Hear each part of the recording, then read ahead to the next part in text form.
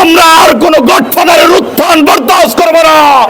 মাননীয় প্রধান উপদেষ্টা গতকালকে সফল উদ্যোক্তা হিসেবে তিনি রাষ্ট্রীয়ভাবে স্বর্ণ পদক দিয়েছেন। এটা আমাদের গৌরনদী আগলঝাড়ার গৌরবের বিষয়।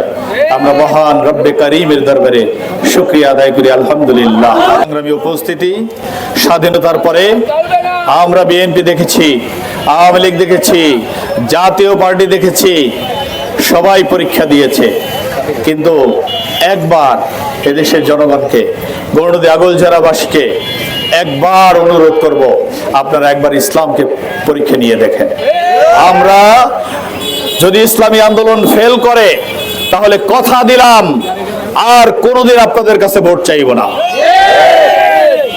ইসলামী আন্দোলন বাংলাদেশ যদি বিজয় অর্জন করে তাহলে আমরা ইনশাআল্লাহ গৌরনদী আগলঝাড়াকে মাদক মুক্ত গৌরনদী আগলঝাড়া উপহার দেব।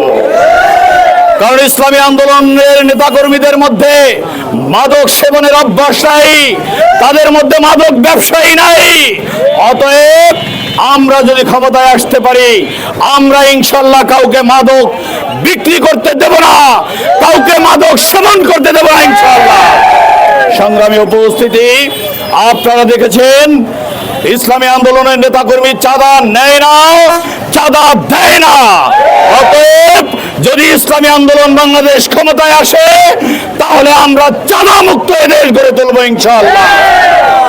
প্রিয় উপস্থিতি, আমরা বিগত দিনে অনেক গডফাদার দেখেছি, আর কোন গডফাদার আমরা দেখতে চাই না।